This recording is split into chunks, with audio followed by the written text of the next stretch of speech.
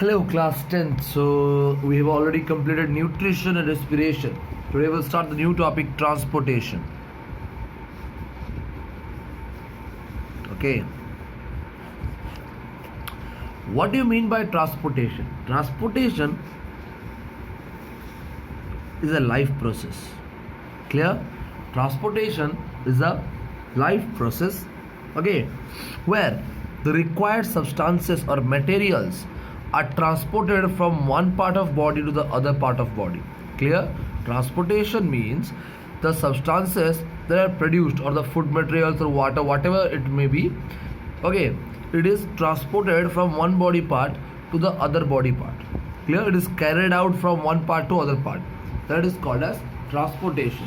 Okay, so here we will read about transportation in plants and animals. Okay, so first let's go through transportation in plants. In plants, mainly two things are transported. One is water and mineral. The second thing is food. Okay, for water and mineral we have xylem. For food we have phloem. We have already read this in class 9th. We have an idea about it. Okay, if we are talking about the transportation of water and minerals in plants, xylem is responsible. So xylem has about 4 elements or 4 different kind of cells, and out of them 2 are very important: xylem vessels and tracheids. Clear? Xylem vessels and tracheids, both of them are very important as they play a vital role for the transportation of water through plants. Okay, let me explain you what are they. Xylem vessel, it contains dead cells. Okay, it is its structure is like this. You can see one second. You can see this is how xylem vessel, okay, sorry, this one, this is how xylem vessel looks like. This is a tissue which is elongated, long. Okay, clear? And they are connected at each ends. ये एक vessel है, ऐसा एक और vessel इसके ऊपर है. Clear? ऐसा एक और वेसल इसके नीचे भी है, और तुम देख सकते हो दिस पार्ट इज hollow.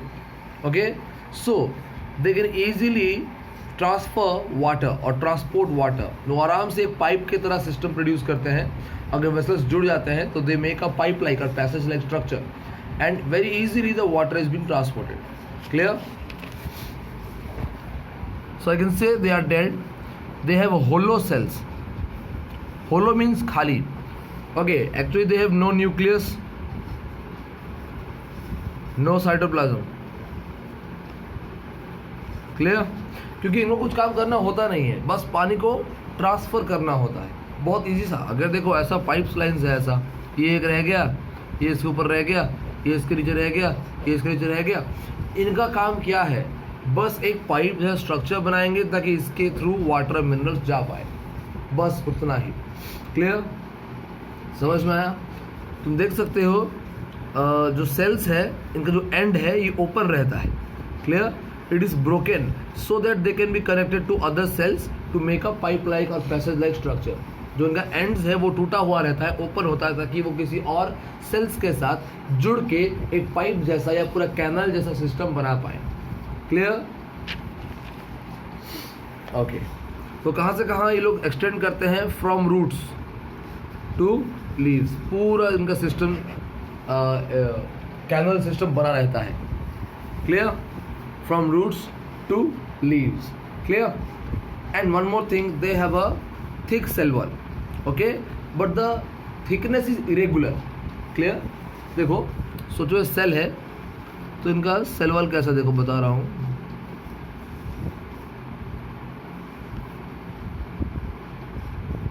तुम देख सकते हो कहीं पे मोटा है, कहीं पे पतला है. ओके, ये इरेगुलरली थिकेंड सेल वॉल्स है. जहाँ पे थिक है वो क्यों थिक है? क्योंकि वहाँ पे सेल्यूलोज है और लिग्निन है. क्लियर, ये 2 कंपोनेंट है बोल के बहुत थिक है, और कुछ कुछ जगह में ये बहुत पतला रहता है, उतना थिक नहीं रहता है, और इन पतले सेल वॉल की जगहों को हम बोलते हैं पिट्स। क्या बोलते हैं? Pits. Here pits means thin cell wall. याद रहे पिट का एक्चुअल मतलब होता है होल्स या पोर्स, जो बेसिकली हम पढ़े हैं बार बार, लेकिन यहाँ पे as because the cell walls are very thin as compare to the other sides, they are called as pits. Clear, समझ में आया? ये जो लिग्निन है ये सेल को स्ट्रक्चरल स्ट्रेंथ या मैकेनिकल स्ट्रेंथ प्रोवाइड करता है। क्लियर, समझ में आया? मेन फंक्शन क्या है वेसल्स का? The main function is to transport water and minerals. Clear, समझ में आया? क्या होता है? एक और चीज, ट्रैकाइड्स। स्ट्रक्चर दिखा रहा हूं, एक minute. This is the structure of tracheids. Clear, you can see it has some pits in it, कुछ होल्स हैं। देखो यहाँ पे पिट का मतलब होल्स है, लेकिन तुम्हारे जाइलम वेसल्स में पिट का मतलब होता था thin cell walls, because cellulose was not deposited there. Clear, और lignin was not deposited there. So ये ट्रैकाइड्स क्या करता है? ये भी वाटर और मिनरल्स को कंडक्ट करता है, ट्रांसपोर्ट करता है, लेकिन देखो एंड्स तो ब्लॉक है। कैसे करेगा transport? Through this pits, through the holes, through the pores. Clear, ये करेगा ओपन एंड से ट्रांसपोर्टेशन, ये करेगा पिट्स से ट्रांसपोर्टेशन। क्लियर, समझ में आ रहा है? ओके, सो ट्रैकाइड्स हो गया। तो ट्रैकाइड स्ट्रक्चर देख लिया तुम, it is spindle shape. Spindle shape पता है? स्पिंडल मतलब कुछ ऐसा पतला सा, इस तरह। Clear, they are also dead cells, but they still help in the transportation of water. Clear, and they too have thick cell walls. The cell walls are thick. Clear, got my point? Clear. Now when it comes for transportation, there is some observation found in plants. अगर तुम flowering plant देखोगे तो vessels भी वही काम कर रहा है, ट्रैकाइड्स भी वही काम कर रहा है, लेकिन तो कौन कहाँ पे काम करता है वो जानना बहुत ज़रूरी है। फ्लावरिंग प्लांट्स की बात करें अगर हम, if you talk about flowering plants, then in flowering plants only vessels will transport the water. Okay, और या फिर vessels and tracheids both will transport the water. Clear? Flowering plants की बात करें तो खाली वेसल ट्रांसपोर्ट करेगा या फिर दोनों मिलकर करेंगे।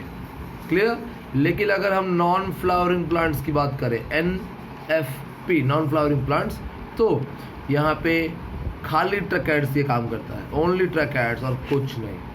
Clear, only tracheids help in transportation of water. Clear? Getting my point?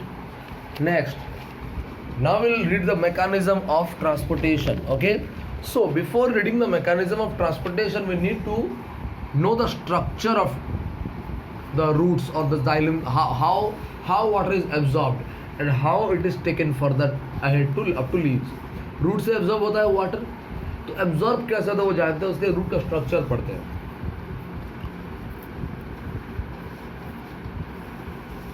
ये सोचो रूट्स का एंड है, ये रूट का एपेक्स, ये रूट हेयर से सोचो। ओके,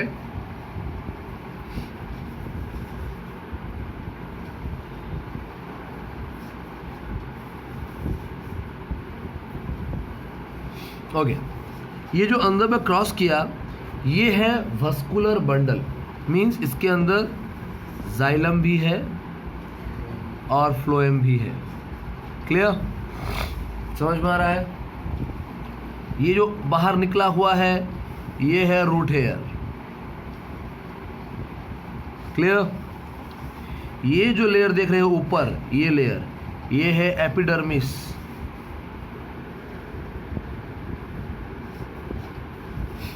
ओके, देन ये जो लेयर देखो, वस्कुलर बंडल के ऊपर एक और लेयर है, ये वाला, ये लेयर है तुम्हारे लिए एंडोडर्मिस।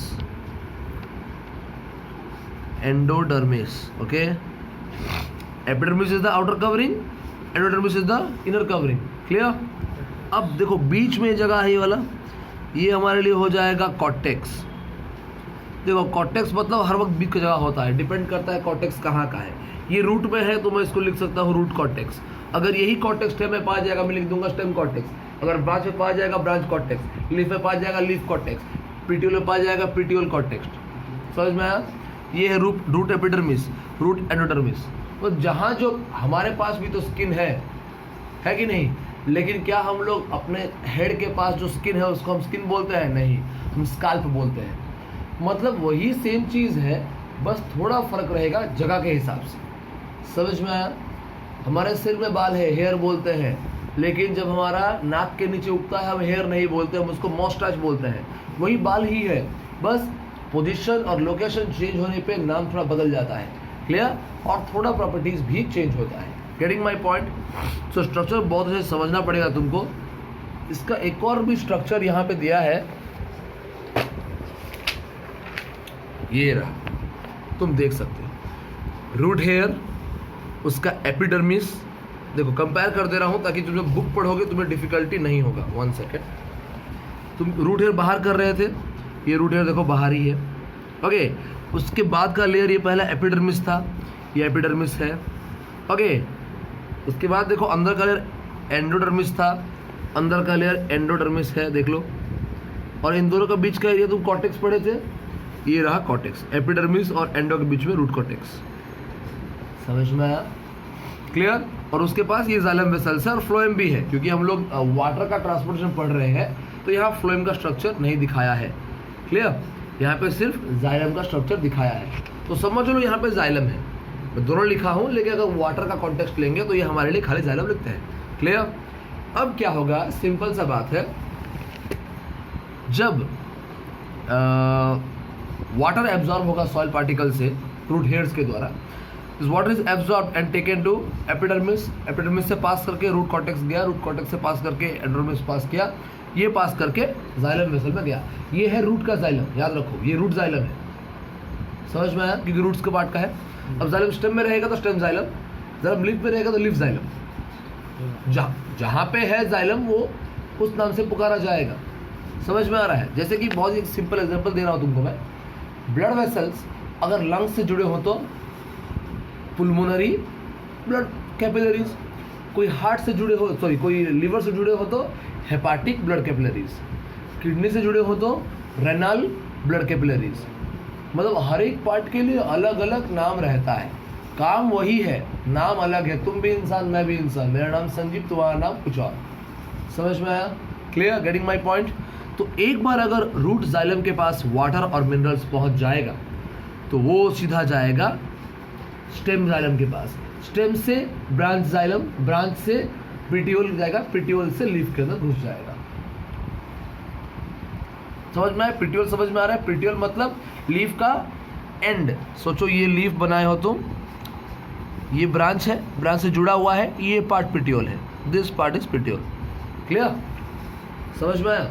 ओके, समझ में आ रहा है कैसे करके कहाँ से कहाँ जा रहा है? पहले रूट हेयर्स में आएगा, याद रखो, पहले रूट हेयर्स में एब्जॉर्ब होगा, उसके बाद एपिडर्मिस को क्रॉस करेगा, ऑस्मोसिस होगा यहाँ पे। एक्चुअली ऑस्मोसिस पता है ना, ट्रांसपोर्ट और movement of water from high to low concentration. देखो प्लांट के अंदर रूट्स के पास उतना वाटर नहीं होता जितना सॉइल में होता है, तो हायर कंसंट्रेशन कहाँ रहेगा?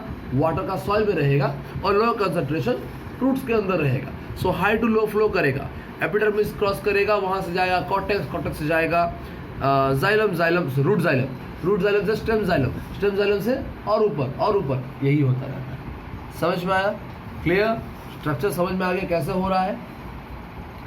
Now will read about the exact, अच्छा मैकेनिज्म तो पढ़ा दिया, हाँ चलो फिर से बताता हूँ उसको। मैकेनिज्म एक टॉपिक यहाँ पे दिया गया है, देख लो। मिनरल्स क्या होता है? मिनरल्स और जो न्यूट्रिएंट्स है they get dissolve in the water present in the soil. समझ में आया?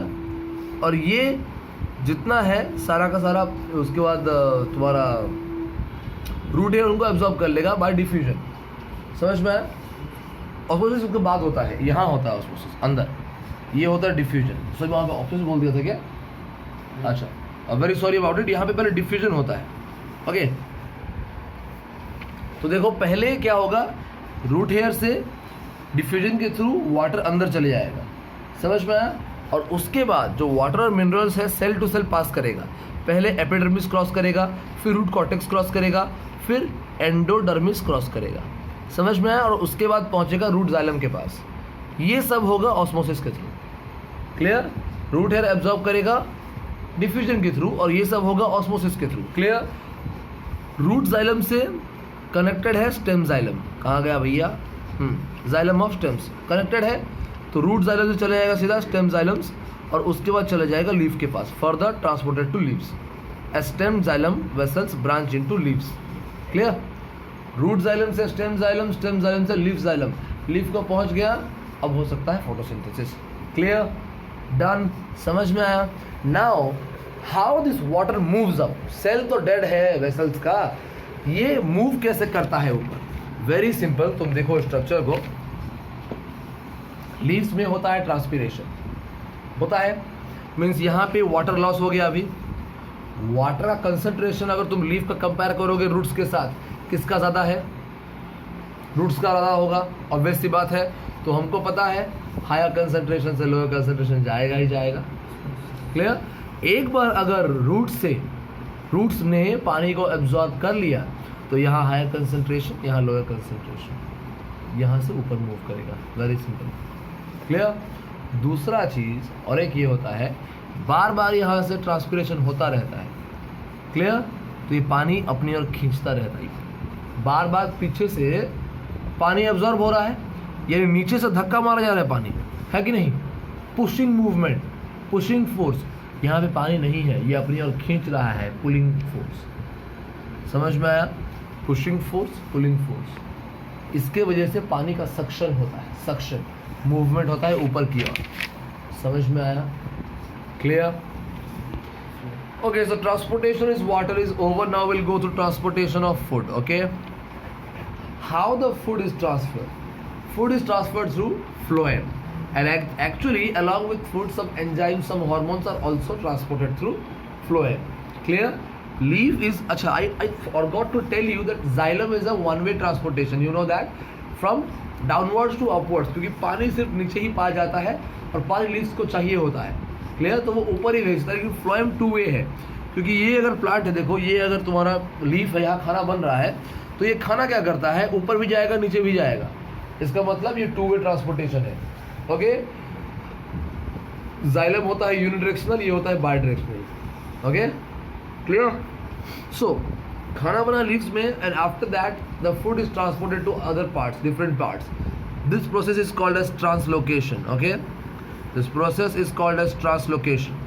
This translocation is carried out by two cells. One is sieve tubes and other one is companion cells. Okay, companion cells, mainly these tubes. Okay, these two things. और भी दो ठो और है phloem का एलिमेंट्स, लेकिन ये दोनों मेन है। sieve tubes का स्ट्रक्चर देख लो.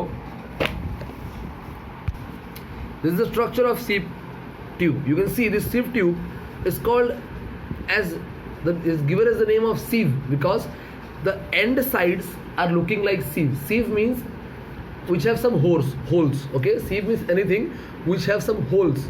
इसमें holes होता है, pores होता है. देखो साइड में sieve plates है, दो एंड में. ये पूरा ओपन नहीं रहता, ये बस पोरस रहता है, इसमें होल्स रहता है, परफोरेशंस रहता है, जिसके थ्रू खाना पास कर सके. क्लियर? लेकिन इसका खासियत ये है कि इसका एक दोस्त है कंपेनियन सेल, जो खाना लोड करने में इसकी मदद करता है बाय गिविंग एनर्जी. ये जो खाना सप्लाई करता है हर तरफ, ये सिर्फ खुद के मतलब ताकत से नहीं कर पाएगा. It requires some energy which is provided by the companion cells. समझ में आया? By the help of energy given by companion cells, the food is loaded here and transported to all over the what plant. Clear? Understood? Done. Your transportation in plants basically is done. Clear? Go through it. I shall send you the notes. Read it. If any problem, ask me. Okay? Have a good day.